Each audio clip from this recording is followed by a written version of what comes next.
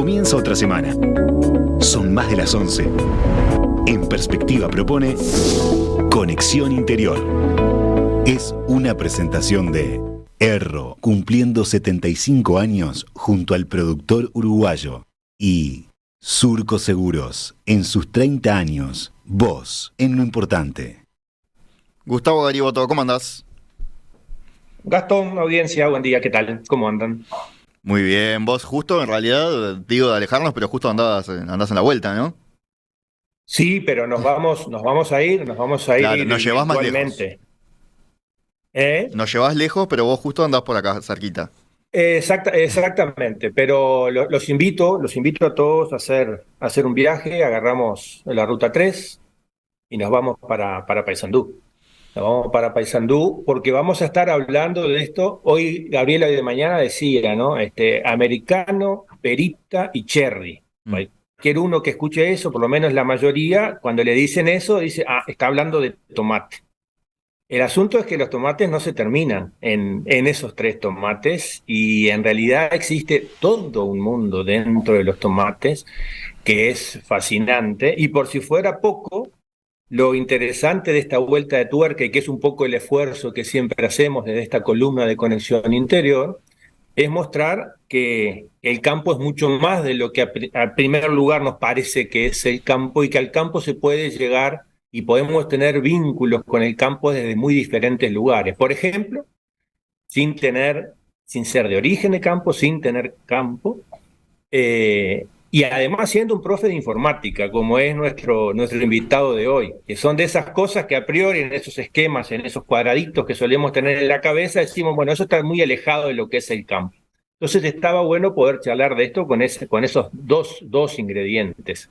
De un profe de informática que se dedica, que descubrió una pasión por la parte de la huerta orgánica, que es algo de lo que vamos a hablar, qué es eso y por qué y cómo le surgió, pero además que se puso a coleccionar tomates, a coleccionar semillas de tomates de Uruguay, de cantidad de lugares, rescatando tomates muy antiguos y variedades de tomate que estoy seguro que la inmensa mayoría de los oyentes, yo incluido, no conocemos, no sabemos que existían, nunca vimos y por lo tanto tampoco nunca los comimos.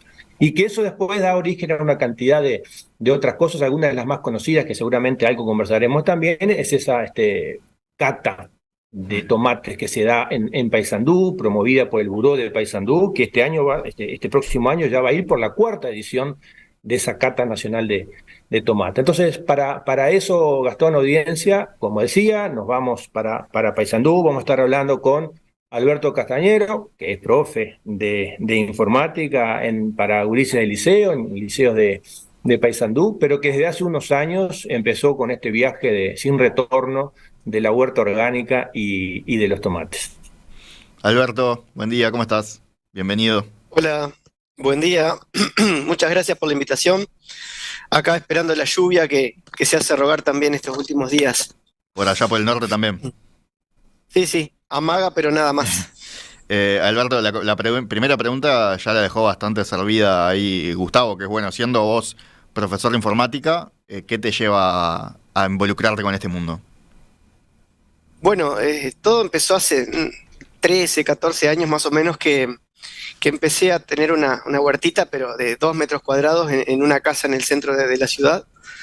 Y tipo como para ver, como hobby nomás, a ver qué podía salir sin ningún tipo de conocimiento, ¿no? Bueno, a partir de ahí, después nace mi nena y digo, bueno, voy a mejorar esta huerta y voy a poner hortalizas, aunque sea algo medio orgánico para empezar a que coma sano desde chiquita.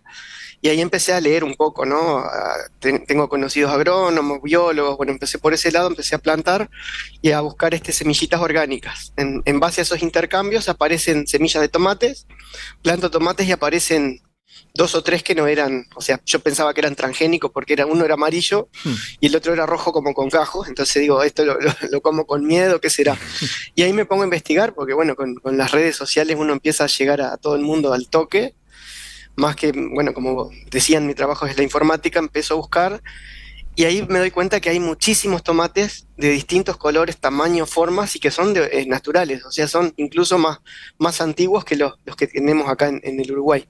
Y ahí empieza ese viaje, ¿no? De huerta, tomates, nuevos sabores y bueno, nuevas historias, porque cada tomate cuando me llega una semillita, siempre trae una historia atrás de quién lo cultivaba, que me hace acordar a mi abuela y no, mi madre, y bueno, y ahí empieza ese viaje, ¿no? ¿Y qué Alberto, tiene? Sí, una Gustavo, dale previa, vos. perdona, Gastón, no, una previa, cuando vos hablás de la huerta orgánica, vamos a definir qué es la huerta orgánica. Bueno, en este camino me he capacitado un poco en lo que es el orgánico, agroecológico, y bueno, la huerta orgánica es un método de plantar sin ningún químico ni veneno ni nada, ¿no? Pero ya un poquito más, que es lo que yo trato de hacer ahora con una huerta agroecológica, donde no importa solo no agregar un químico ni un veneno, sino bueno, cuidar el ambiente, cuidar todo el entorno, compartir, porque lo agroecológico también está el compartir, o sea, cuando uno convida al vecino, cuando le lleva un plantín, ese intercambio que uno te trae bosta de caballo, otro de vaca y vos le das semillas, bueno, y ahí empieza a ser mucho más amplio el concepto. Pero básicamente es eso, es un producto sano que no perjudica al ambiente y que a su vez genera un entorno donde uno puede reunirse y compartir momentos con la gente, dejar un poco el individualismo y tratar de trabajar juntos, ¿no? De contagiar un poco. Y Alberto, ¿qué tiene específicamente el tomate que te atrajo tanto, que te enganchó así? Bueno, específicamente el tomate me pasaba que en invierno, ahora no, porque hay más productores que plantan variedades mejores, pero al comienzo no encontraba en invierno un tomate rico, o sea, eran como plástico, como blancos, como duros. Entonces era la hortaliza o la fruta, mejor dicho, que más se nota la diferencia entre cultivarla y cosecharla madura a la comprada del súper. Porque después una zanahoria, una lechuga, una cebolla, una papa pasa. Pero en el tomate yo notaba esa diferencia abismal y dije, bueno, quiero empezar por ahí. Y porque es una planta que también decora mucho. Puede integrarse a un jardín. Hay gente que no quiere hacer huerta porque tiene sus plantas ornamentales y pone algún tomate, una berenjena o un morroncito y queda disimulada y tiene comida en el fondo también. Y tú eso lo hacías, Alberto, empezaste, y no sé ahora cómo estás, tú decías, en un pequeño espacio en tu casa dentro de la ciudad de Paysandú. Bueno, después, hace 5 años me mudé a un lugar un poquito más grande, pero sigue siendo un fondo de una casa con una tierra más o menos mala, que de a poco se va mejorando con la incorporación de materia orgánica y acá voy plantando y experimentando, porque ahí es donde entra la parte informática. Me gusta mucho usar documentos compartidos, planillas sobre todo, donde voy poniendo la variedad de quién me la dio, bueno, si florece mucho, si se apesta mucho, si el tomate es rico, cuándo madura, cuántos días desde la siembra, o sea, todos los datos que se puedan recopilar y armar una base de datos. Esa base de datos hace unos 4 o 5 años que se abre, o sea, comparto ese link con gente tomatera de otros países y de otras regiones, y ahí la vamos completando. No es algo que va bien porque, viste, uno, entre cuando viene el verano con todo lo que tiene para hacer, se olvida de anotar y después de memoria imposible. Pero bueno, la idea es que siga surgiendo cada año, si uno va plantando nuevas variedades, agregarlas a esa base. Así viene un productor o alguien que quiere sembrar y te dice, bueno, ¿tenés alguna variedad que sea dulce, que sea con cáscara gruesa? O sea que entonces tenemos la información toda junta. Bueno, ahí está. Y contanos un poco, a ver, Alberto, esas diferentes variedades, para empezar, ¿cuántas son? ¿Cuántas hay? ¿De qué orígenes son? Y a su vez, ¿cuáles son las características distintivas o diferenciales que tienen, si querés, como por ejemplo las más antagónicas? Tú adelantabas algo con el tema del color, en un caso de tomate, pero me imagino que además del color hay otra serie de características que cambian, y una de ellas, y las más importantes, son las sensoriales. Bueno, en el mundo se dice que hay entre 2.000 y 3.000 variedades de tomates de este tipo o más. Y yo en la colección más o menos han pasado por mis manos más de 400, 500, pero hoy en día están alrededor de las 300 variedades porque después hay que reproducirlas y guardar semilla, que eso es lo que más tiempo lleva, ¿no? Pero las características más distintivas, sobre todo las que más me interesan a mí, son el sabor, pero hay muchas otras. Por ejemplo, hay productores o agricultores que a veces se acercan y me dicen, ¿no tenés un tomate que no se raje mucho la piel, porque hay muchos tomates antiguos sobre todo que tienen como pequeñas rajaduras porque tienen piel fina, y eso cuando uno lo va a vender, o sea, en una frutería, después del segundo día ya se empiezan a podrir muchos tomates. Entonces, comercialmente no tienen tanto valor, si bien tienen un sabor impresionante, pero no deja de ser un producto para plantarlo uno en su casa. Entonces, bueno, características de color, por supuesto. Hay algunos que según las horas de sol, como quedan lo que es la cáscara, puede quedar entre azul oscuro, pasando por marrón, pueden ser rosados, pueden ser amarillos veteados con rojos y verdes. O sea, hay de lo que busque. Variedades, algunas son más modernas, quiere decir que se hicieron hibridaciones naturales, o sea, nunca ponemos la palabra transgénico, todo es natural, o sea, una flor de un tomate cerca de la otra genera un tomate que esas semillas pueden llegar a dar una nueva variedad. Si esa variedad se estabiliza en el tiempo, o sea, si ese hijito de ese tomate, ese nuevo fruto, sigue dando la misma planta con el mismo fruto, se puede decir que está frente a una variedad estable y eso pasa en la naturaleza y algunos productores lo provocan, ¿no? Con un pincelito, haciendo una polinización cruzada y salen variedades, sobre todo llamativas. De formas también hay algunos que son achatados, otros son como con gajos, otros son grandes que pesan casi 1 kilo. Bueno, después los cherries, hay una gama impresionante de cherry y esos son lindos para los niños, ¿no? Que a los niños les cuesta a veces comer y la mayoría de los cherries son dulces, es un tomate muy dulce. Incluso hay cherries con poca semilla, con mucha semilla, o que maduran pronto, o que maduran después, o sea, tienen infinidad de características y hay tomates para todos los gustos, te diría. Me Y por lo tanto impresiona. también para los diferentes usos, los diferentes Eso. usos de esos tomates. Exactamente. Las variedades tipo pera, tipo perita, son más que nada para salsas, porque son tomates que tienen no tanto dulzor, pero sí poca acidez, que es diferente, ¿no?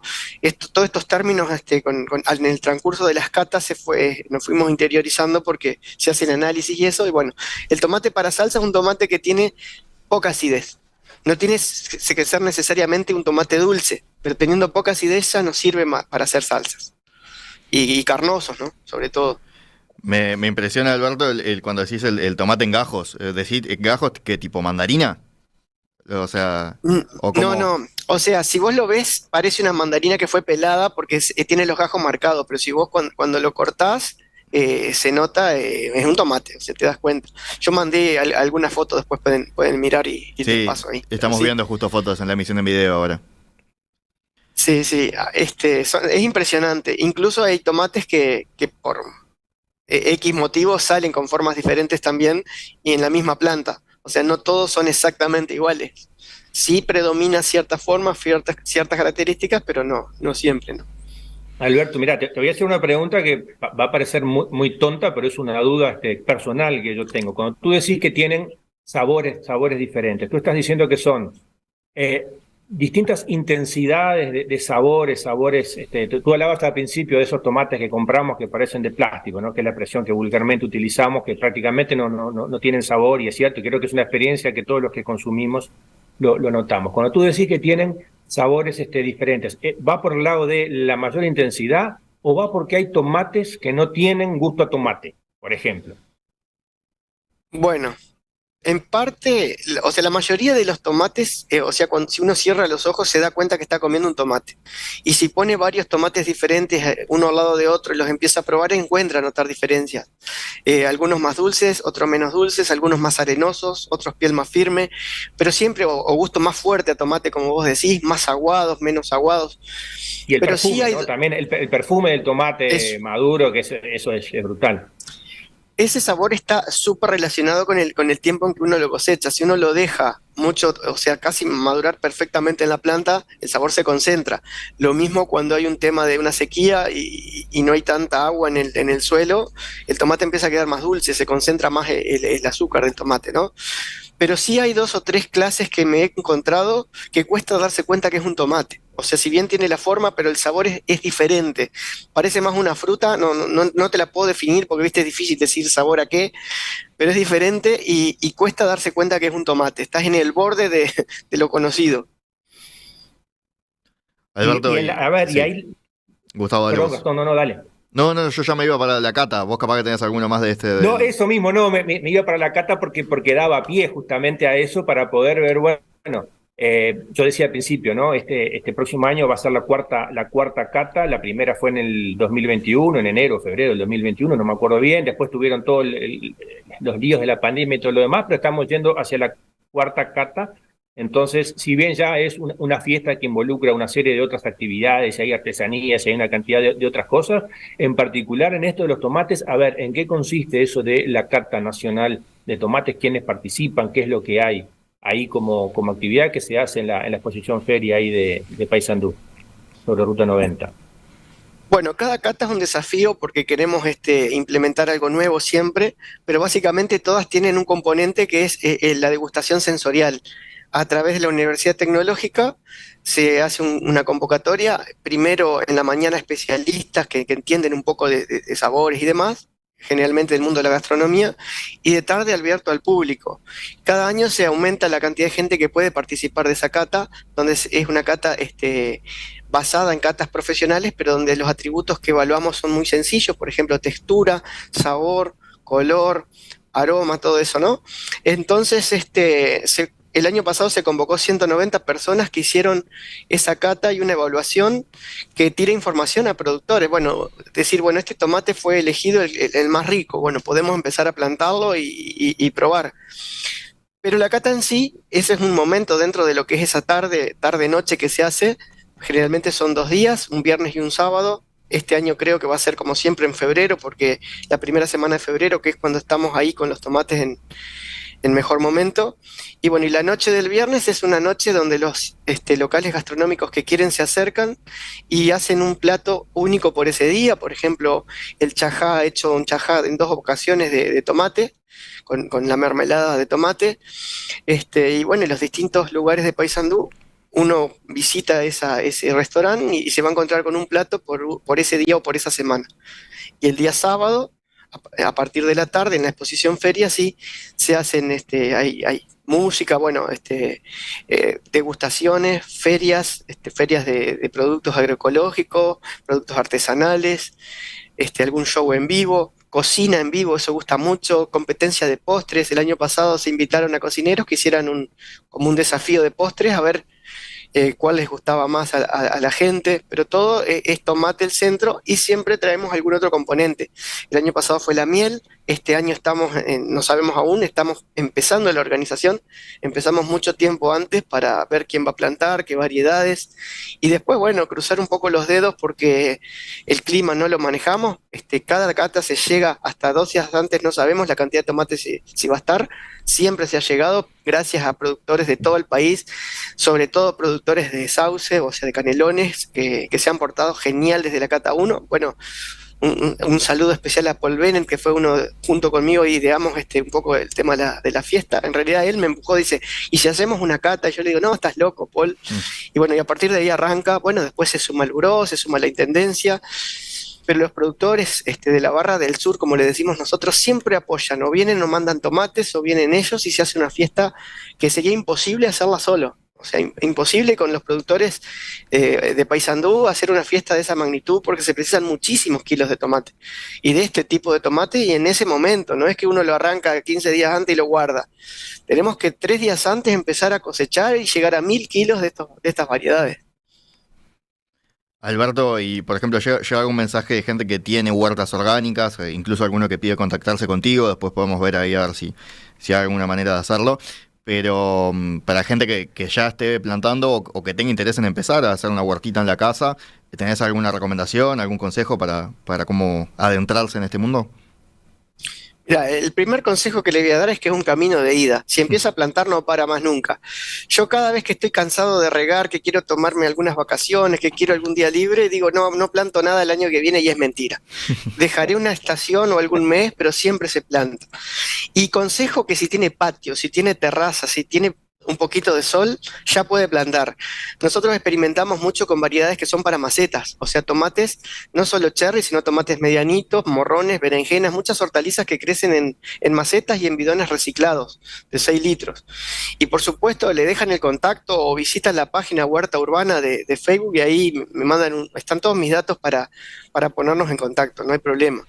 Y también si alguien quiere compartir alguna semilla, bienvenido sea también. ¿Alguno que tenga alguna que no conozcas, capaz que aparece alguna nueva? Sí, alguna semilla con su historia que la plantaba su familia de mucho tiempo, esas son reliquias familiares que tienen que conservarse. Y ahí ato Gastón, Alberto, ato ahora con este tema de la cantidad de bidones de agua que estamos utilizando, que siempre es muy importante que vayan a la deposición final correcta, pero también esta es una alternativa de utilizar, no vamos a utilizar todos por supuesto, pero alguno de esos bidones en un pedacito que tengamos. El requisito es que haya sol, ¿no? Tú decías, Alberto, el requisito por lo menos para los tomates que haya en algunas horas del día sol, pero también existen otras especies que se pueden plantar y que no necesariamente precisen sol, y yo doy fe por mi propia experiencia y por la de las personas con las que uno se vincula, que como decía Alberto, es un camino de ida. Uno empieza a plantar algo y después, aunque muy poquito, y va a contribuir muy poco a la dieta de uno en relación a todo lo que uno consume, pero consumir algo que uno haya plantado, que haya uno producido, es un placer, y son de esos pequeños hilos invisibles que nos empiezan a reconectar con la tierra, con la naturaleza, con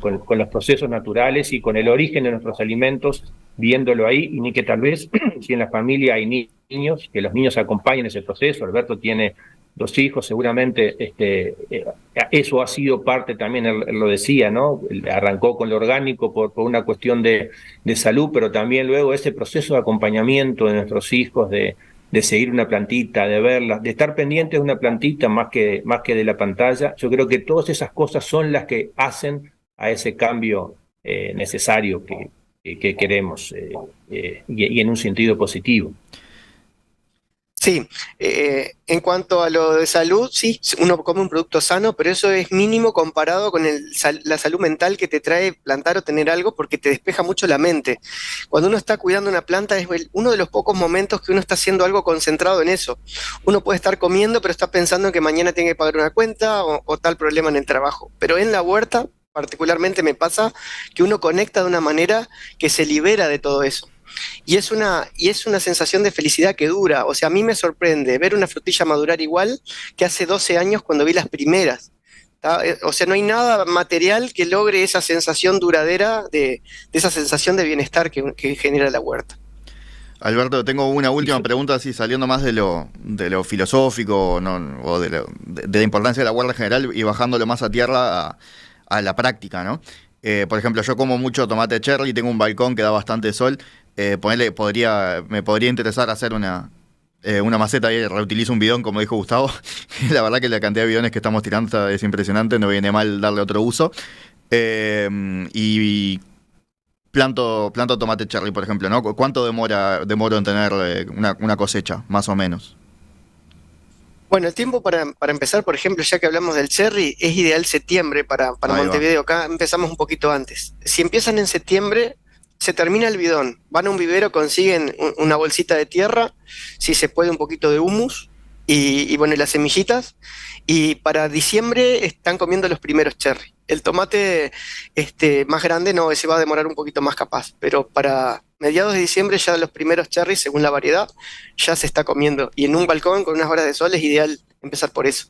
Y ahí ya les mandé unas fotitos de ese cherry que incluso sale la marca de una de una empresa de agua, pero la que tomamos acá y es la que yo uso. Yo termino el bidón y pongo la planta. Y ahí decías, ¿en septiembre es ideal para el cherry o para todos los tomates empezarla a plantar? Para todos los tomates. Es arrancar después el plantín, arrancarlo ya donde está empezando la primavera, cosa que en 1 mes y medio ya esté pronto para su lugar definitivo. Bien, Alberto, buenísimo. Seguro que hay más de un interesado en largarse de esto, porque está... es algo que se consume un montón, pero es cierto que uno, digo, el tomate en general, ¿no? Pero que uno no sabe la cantidad de variedades que hay. Es raro, ¿no? Siendo un producto tan popular, que se combina con tanta cosa, ¿no? Que se sorprende de saber que existen tantas variedades. Ya viendo las fotos, algunas que parecían como zapallitos o tipo bergamotas, ¿no? Esos que decía vos más como engajos. Ya desde, desde la forma, del color ya te sorprende. Esas fotos, por las dudas, son todas sacadas acá de casa o de alguna chacra de acá, o sea, no son de internet, digo, porque algunos dicen, pero eso en Google, puede haber parecidas, pero esas son de acá. Alberto Castañero, muchísimas gracias por estos minutos esta mañana aquí en Perspectiva. Bueno, muy bien, gracias a ustedes por la invitación. Un abrazo. Hasta luego. Y Gustavo, para Abrazo. vos también, otro abrazo, nos reencontramos en un par de semanas. Nos vemos, chau, chau. En Erro, brindamos soluciones, tecnología e innovación para toda la cadena productiva. Somos una empresa pujante que trabajamos arduamente en la alianza con las marcas líderes en el mundo para satisfacer las demandas del mercado actual. Erro, una empresa 100% familiar cumpliendo 75 años junto al productor uruguayo. ¿Qué es un seguro? Es para tus cosas. Si les pasa algo, te pagan. ¿Quién te paga? Surco Seguros. ¿Y qué cosas? La casa, el auto. ¿Quién más asegura en Surco? Los vecinos, sus cultivos del campo. ¿Y vos, Agüe? Seguro de vida desde mucho antes que vos nacieras. Se siguen sumando generaciones que confían.